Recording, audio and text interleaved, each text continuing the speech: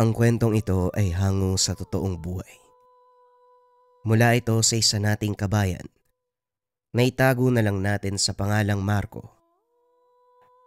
Walang eksaktong taon. Ayongon Negros Oriental. Nang mga panong ito, kasalukuyang nasa poder ng kanyang lolo Sendong itong si Marco. Dahil sa katigasan ng ulo, palaging nasasaktan ng ama, kaya pinili naman Sendong na kunin ito. Ngunit nang mapunta sa pangalaga ng matanda, unti-unting naging maayos ang ugali ni Marco. Nung una ay talagang nahirapan siya sa pagdidisiplina, ngunit nang maglaon, nakuha nito ang kiliti ni Marco. Napasunod sa anumang gustong sabihin. Hindi naman pala ganong katigas ang ulo mo, kagaya ng sinabi ni Emil. Wika ni Mang Sendong. Masyado lang maigpit si tatay sa akin kasi hindi niya ako nauunawaan. Tugon ni Marco. Yun mismo ang nakikita kong dahilan. Pero tignan mo ang sarili mo ngayon na po. Malayong malayo ka na sa Marco na dinala ko dito. 6 na taon ang nakakaraan. Nagbabago din naman po ang mga tao. Kagaya ko. Hindi naman ako mananatiling bata eh. Habang dumadaan ang panahon, natututo ako sa mga pagkakamali at karanasang dadaanan ko. Mabuti kung ganon. Nga pala, darating ang tiyo banong mo, galing sa kabilang probinsya. Alam kong ito ang unang pagkakataon na magkikita kayo. Medyo stricto ang taong yon kaya mag-iingat ka sa mga kilos mo, lalong-lalo na sa pagharap sa kanya. Huwag kang mag-alala, Lolo. Hindi naman ako mananatili dito sa bahay. Pag-uusap ng dalawa. Madalas nasa labas ng tahanan ng binata. Palagi itong nananatili sa kabisera para makipaglaro sa mga kaedad. Matapos ang pangangaral ng matanda, kagad nang lumabas ng tahanan si Marco. Lingid sa kalaman nito na yung araw na yun mismo ang pagdating ng kanyang tiyuhin.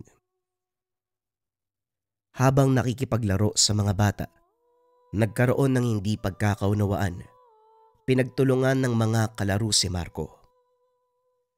Hindi pa nakontento ang mga ito. Nagtawag pa ng mga nakakatanda. Walang magawa si Marco kung hindi tumakbo pa uwi. At habang papatakas ito sa mga gustong gumulpe sa kanya, hindi nito namalayan ang isang lalaki naglalakad. Nabangga ito ng binata dahil sa tigas ng pangangatawa ng lalaki. Natumba si Marco.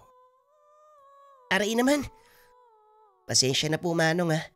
Hindi ko po sinasadyang mabangga kayo. Wika ni Marco. Para may tinatakas ang kayata. Bakit? Ano ba ang atraso mo sa mga taong yan? Wala akong atraso sa kanila. Silang may mali eh. Hindi sila patas makipaglaro. Hindi patas. Bakit? Kailan ba naging patas ang mundong ito? Tumayo ka sa likuran ko. Ako nang bahala sa kanila.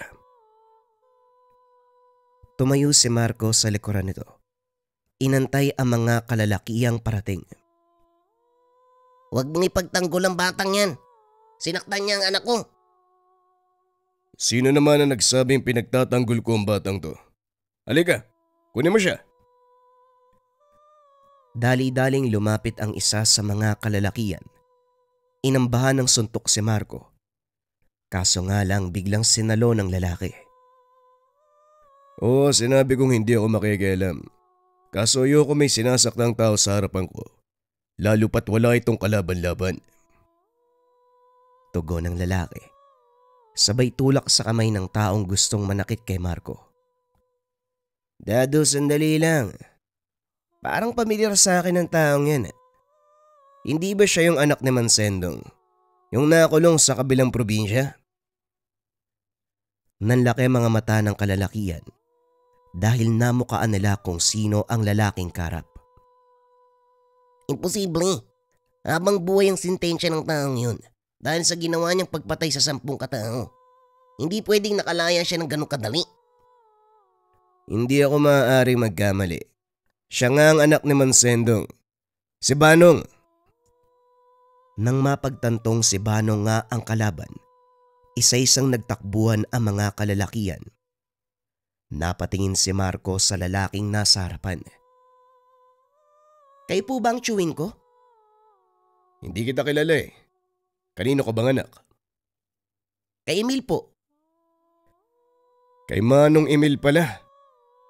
Akalain mo nga naman. Ang buong akala ko, hindi na sila magkakaanak ng asawa niya. O siya kung pamangkin nga talaga kita, samahan mo ako sa bahay ng lolo Sendong mo. Inakbayan nito si Marco pauwi ng tahanan. Ramdam ng binata ang bigat ng mga kamay nito. Sa bakuran pa lang ay sinalubong na sila ng matanda. Nagkita na pala kayong dalawa.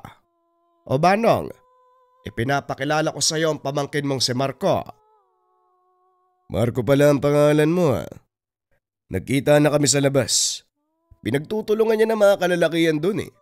Buti na nga lang napadaan ako. Hindi na bago sa akin ang balitang yan. Ano naman ang dahilan mo sa pagkakataong ito? Sila naman po kasi naunang mandaya eh.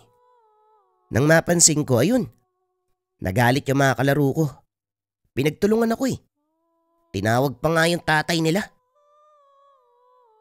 Alam mo naman na pinagkakaisahan ka ng mga tao dyan sa labas. Bakit kasi nakikipaglaro ka pa rin sa kanila? Tay, bakit yun naman hinahayaan mangyari yan sa kanya? Sa palagay mo ba, may kakayahan pa ako makipag-away sa mga taga-baryo? Matanda na ako, Banong. Hindi na kagaya ng dati ang lakas ko. Halika na, pumasok ka na muna na makapagpahinga. Pumasok ng tahanan si Banong. Doon ipinagpatuloy ang pag-uusap. Ikwinento ni Banong ang nangyari, kung bakit siya nakulong at kung paano siya nakalaya sa kabila ng hatol na habang buhay na pagkakabilanggo.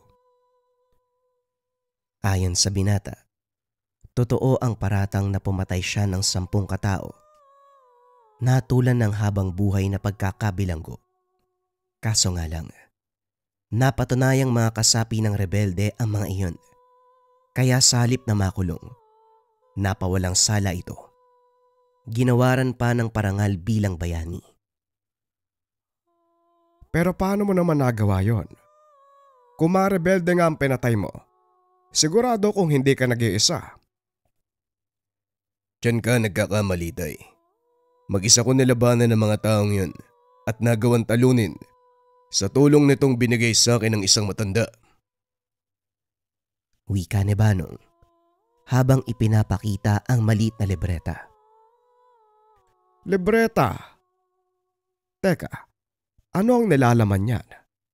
Huwag mo sabihin nag-aaral ka ng itim na salamangka. Ano po bang sinasabi niyo, Tay? Mga orasyon ang laman ng libretang yan. Nagbibigay sa akin ng lakas at kakaibang bilis. Sa tuwing nakikipaglaban, hindi ako tinatabla ng anumang sandata. Kalokohan! Alam mong hindi ako naniniwala sa mga sinasabi mo eh. Bakit hindi mo na lang aminin na hindi lang ikaw may gawa ng pagpatay sa 10 rebelde na yon? Ikaw ang bahala, Tay, kung ayaw mong maniwala. Basta alam kong totoo mga sinasabi ko. Ay nako, Osha. Maiwan na nga muna kita dito, magpahinga ka. Ipapatawag na lang kita mamaya kapag kakain na. Sige po, Tay. Dito lang po ako sa labas. Nang mga sandaling iyon, nakikinig lang si Marco. Bigla itong nagka-interes sa mga sinabi ni Banong. Kaya naman nilapitan nito ang tiyuhin na naninigarilyo sa labas ng bahay. Ano? Kumusta ang mga pasamo? Ayos lang po ako, tiyo. Mawawala din to makalipas ang ilang araw. May tanong lang po sana ako. Yung tungkol po dun sa sinabi nyo, totoo po ba yun? Ang tanong dito, naniniwala ka naman ba? Hindi ko naman po mapapatunayang totoo yung sinasabi nyo eh. Lalo na kung walang pruweba. Bakit hindi niyo po ipakita sa akin? Naku, yan ang ipinagbabawal. Hindi ko maaaring ipakita sa iba ang kakayahan ko. Lalo na kung ang intensyon ay subukan lang. Yun na nga eh. Paano ko masasabing naniniwala ako? Wala namang pruweba. Balang araw, makikita mo rin ang sinasabi ko. Hayaan mong hilingin ang pagkakataon, Marco. Huwag mong ipilit. Dahil kapag nagkaganon, wala kang respeto sa tangan mong gamit. Hindi na muling nagtanong pa si Marco dahil medyo nag-aalangan. Hindi umiral ang pagiging makulit na binata sa Chewin dahil sa hindi pa ito gaanong kakilala. Ngunit dahil sa kagustuhang matuklasan ang lihim ng Chewin, naging malapit si Marco kay Banong. Hindi naman nagtaka ang Ginoo dahil alam niyang interesado ang pamangkin sa kung anong kakayahan ang meron siya. Hanggang sa dumating ang pagkakataon, makikita ni Marco ang kakayahan ng Chewin. Ito ay nang sumapit ang kapistahan ng kanilang lugar. Nagkayayaan ang mag-Chewin na mamasyal sa bayan para manood ng palabas. Tuwang-tuwa si Marco ng mga sandaling iyon dahil sa unang pagkakataon, may makakasama siyang mamasyal. O bakit? Hindi niyo ba ginagawa ito ng tatay mo? Hindi po eh. Mas madalas pang galit sa akin si tatay. Kaya natatakot akong ayain siya sa mga ganitong okasyon. Kung sabagay, masungit nga naman si Manong. Pero sige lang, nandito naman ako eh. Saan mo gusto unang sumakay? Talaga po, Tiyo? Sasamahan niyo ko? Oo, sabi. Ano na? Nakapili ka na ba?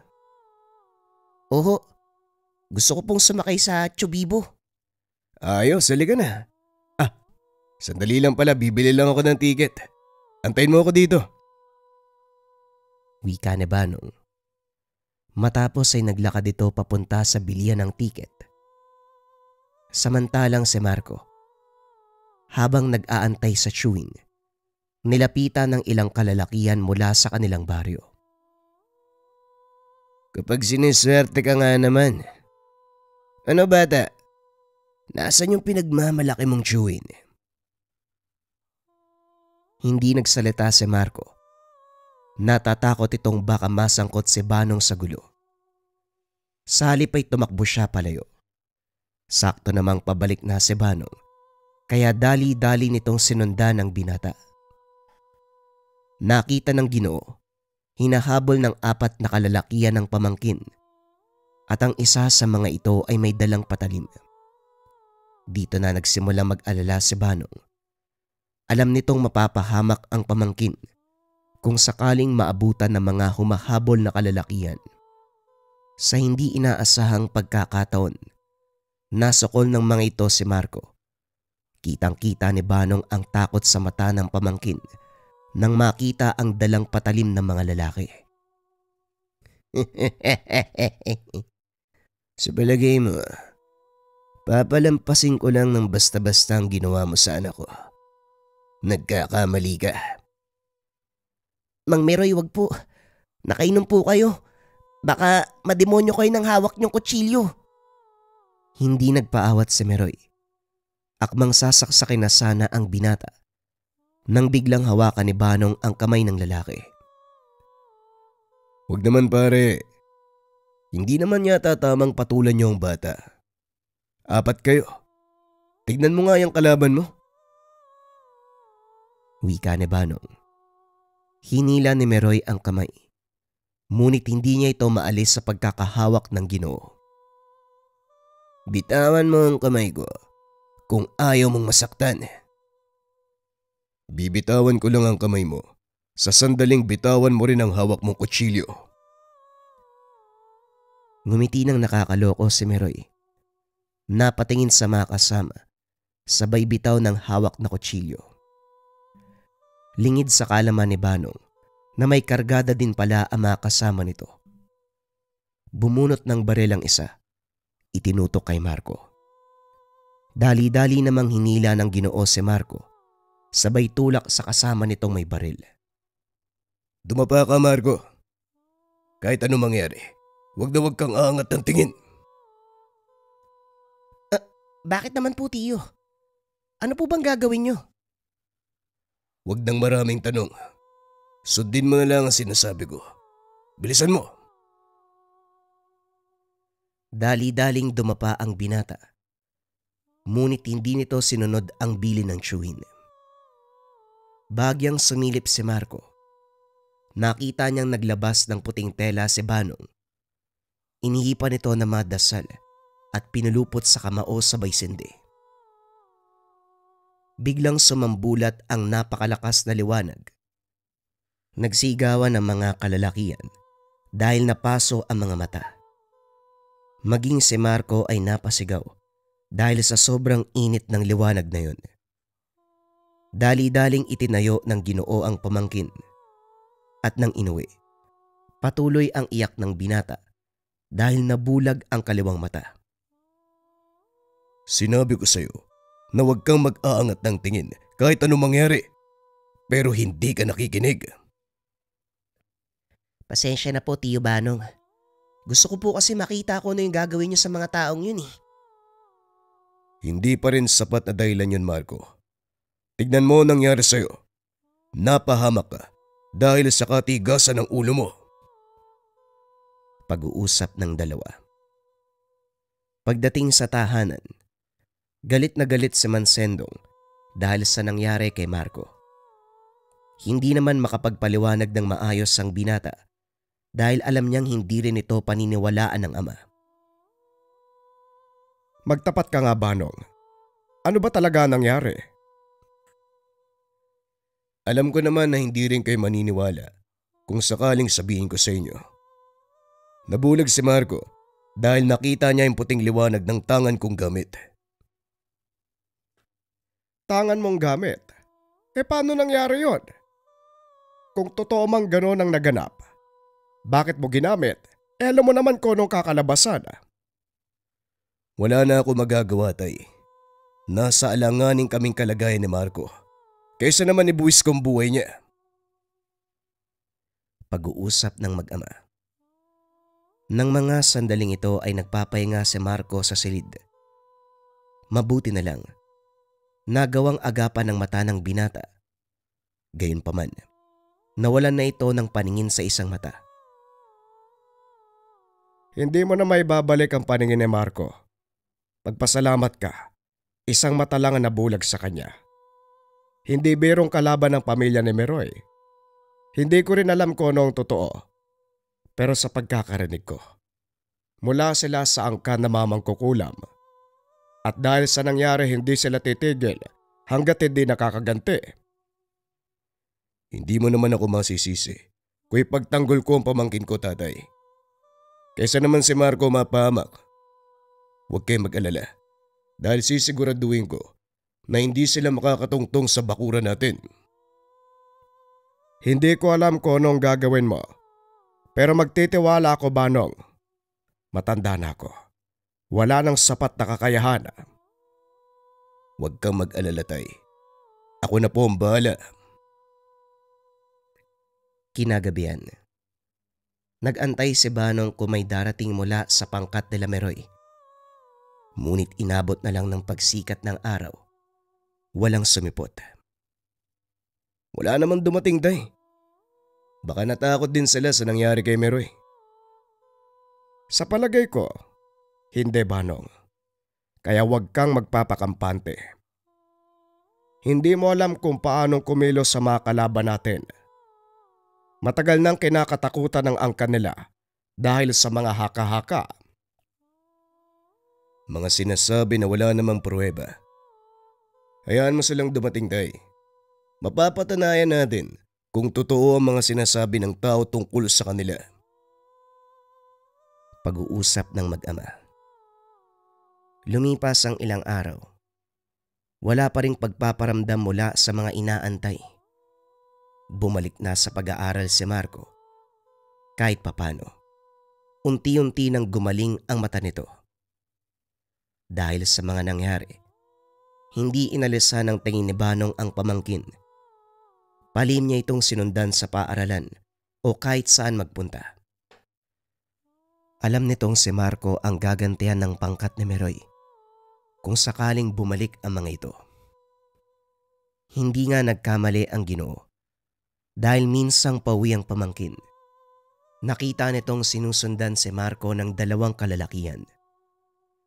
Nang makarating sa lugar na walang gaanong tao, walang pagdadalawang isip na sinunggaban ng isa sa kanila ang binata. Dali-dali namang tumakbo si Banong upang harangin ang lalaki. Laking gulat ng Ginoo dahil tila tumagos ang kanyang kamay sa katawan ng lalaki.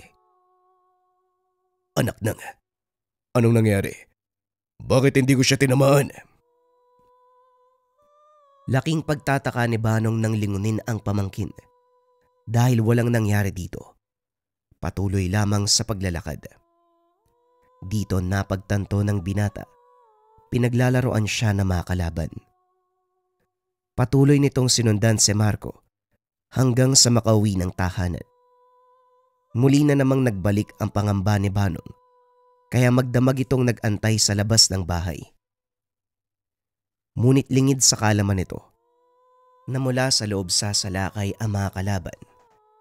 Sa kalagitnaan ng pagpapahinga ni Marco, bigla itong napasigaw. Naalimpungatan naman si Banong na noon ay nakahiga sa mahabang upuan. Dali-dali itong bumangon upang tignan kung ano ang nangyayari sa pamangkin. Nakahiga si Marco sa kama habang sinasapo ang tiyan. Hinawakan ni Banong ang noo ng pamangkin. Laking gulat nito dahil bigla na namang sumigaw si Marco. Anong nangyayari sa'yo, Marco? Sana masakit? Tanong ng Ginoo. Hindi makapagsalita ng maayos si Marco. Ang kaya lang nitong gawin ay ituro ang tiyan. Pumasok ng silid si Mang Sendong. Binuksan ang ilaw ng kwarto. Itinaas ni Banong ang damit ng binata. Nakita ang malalaking latay sa katawan. Sa tuwing hawakan siya ni Banong, napapasigaw si Marco. Ito na nga ba ang sinasabi ko, Banong? Hindi sila sasalakay ng harapan dahil alam nila na hindi ka nila kakayanin. Ginamit nila si Marco bilang pain. Ano ngayon ang gagawin natin, Banong? Huwag kang mag-alala, Tay. Hindi lang pisikal na kakayahan ang kayang ibigay sa akin ng puting kabalyero.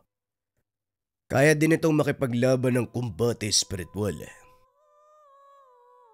Nag-usal na mga dasalang binata, inihip sa kanyang palad, sabay haplos sa katawan.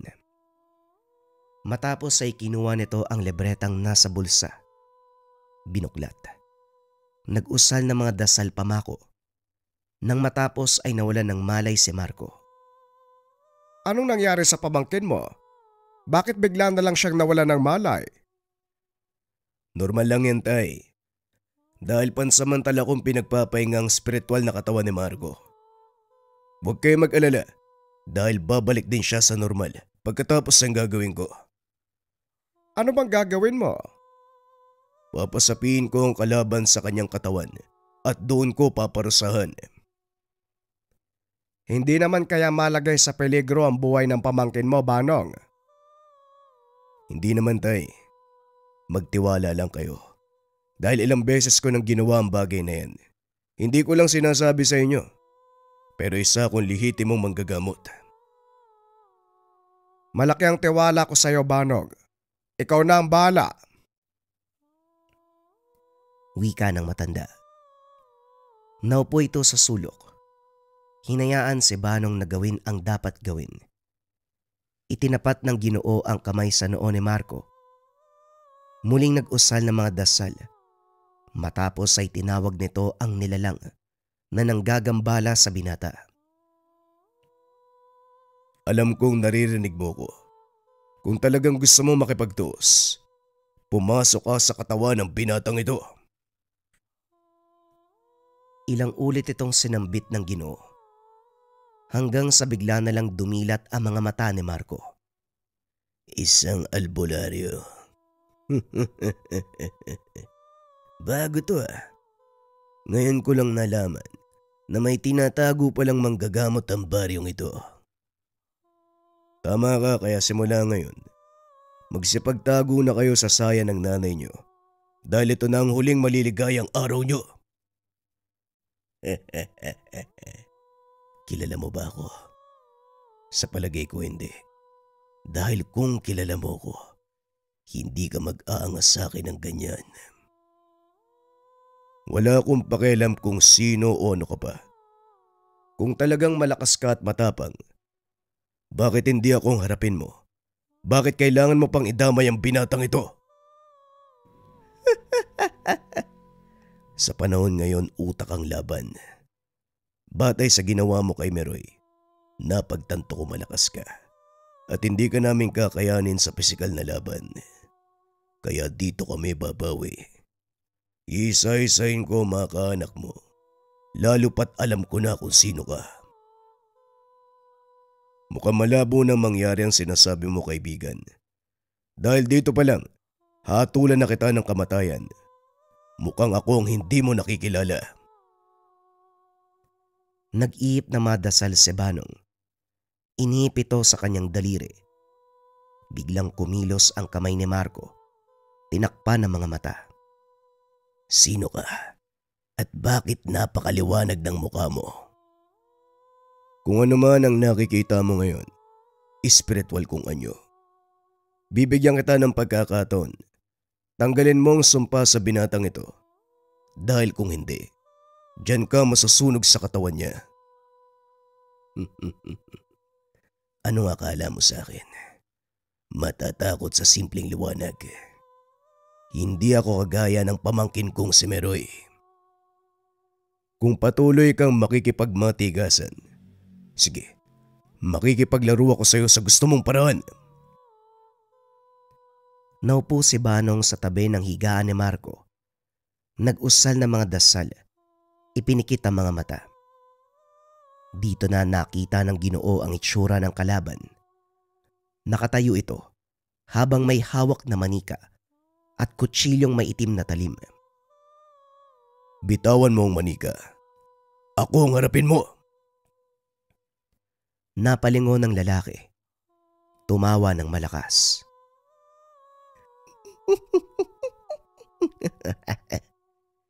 Sa wakas, dumating ka na din. Ang buong akala ko, kakausapin mo lang ako mula sa labas. Ako ang kalaban mo, hindi ang binatang nagmamay-ari ng katawan na ito.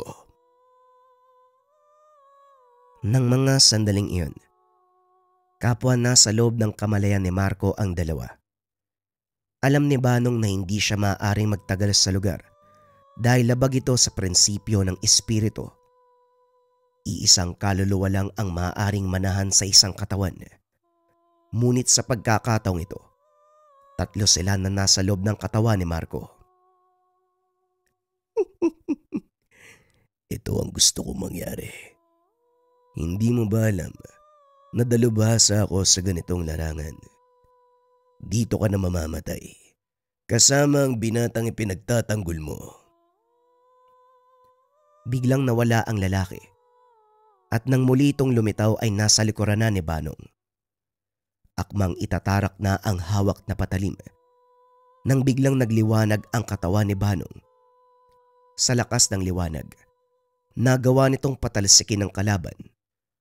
Napatakip ng mata ang lalaki dahil sa likuran ni Banong may isang puting kabayo na nagliliwanag. Habang naglalakad patras, hindi nito makita ang mukha ni Banong na noon ay naglalakad papunta sa kanya. Biglang naglaho ang liwanag. Muling umiral ang matinding kadiliman. Ilang segundo lang, nakarinig ang lalaki ng mga yabag ng tumatakbong kabayo at sa harapan nito, lumitaw ang isang maliwanag na kabalyerong nakasakay sa puting kabayo. May hawak itong mahabang sibat. Walang mintis na itinarak sa kanyang dibdib. Napasigaw ang mangkukulam habang unti-unting natutupok ang kanyang kaluluwa. Samantalang sa labas naman ng katawan ni Marco, patuloy pa rin nakaupo si Banong. Basang-basa na ng pawis ang katawan ng Ginoo. Akmang lalapitan na sana ito ni Mansendong, ngunit biglang umangat ang katawan ni Marco. Napasigaw sa gulat ang matanda. Maya-maya lang ay nagkamalay na si Marco, ngunit hindi pa rin nakakabalik sa kamalayan si Banong. Lolo, ano pong nangyari? Bakit po nakapikit si Tio Banong? Huwag kang maingay, Marco. Kasalukuyang nakikipaglaban ng tsuwin mo sa mangkukulam na nagbigay sa'yo ng sakit. Wika ni Mang Sendong. Ilang minuto pa ang nakalipas ay nagkamalay na si Banong at napangiti nang makitang nasa mabuting kalagayan na ang pamangkin. Ngunit ang ipinagtataka ni Mang Sendong, biglang nagkaroon ng puting buhok si Banong. Saan naman ang galing yung puting buhok mo, Banog? Ito po ang nangyayari sa akin sa tuwing gagamitin ko ang buong kapangyarihan ng puting kabalyero. Nababawasan ang taong ilalagi ko sa mundo. Kapalit naman ito, may naililigtas akong buhay. Kinabukasan, matapos ang kaganapan, kumalat sa baryo ang balita. Namatay ang lalaking nagngangalang Rino. Siyu'y nito ni Meroy. Pinuntahan ni Banong ang lalaki. Napagtanto na ito nga ang nakatunggaling mangkukulam. Simula noon, natigil na ang paghahari-harian ng angkan ni Meroy. Kinilala naman si Banong sa lugar bilang albularyo, lalo pat dumami ang natulungan. Hindi akalain ni Marco na magkakaroon siya ng ganitong karanasan. Gayunpaman, sa kabila ng pagkawala ng isang mata, masaya ito dahil tuluyang nabago ang kanyang buhay. Lalo pat nalaman ng mga tao na pamangkin siya ni Banong, ang taong nagtataglay ng gabay na puting kabalyero.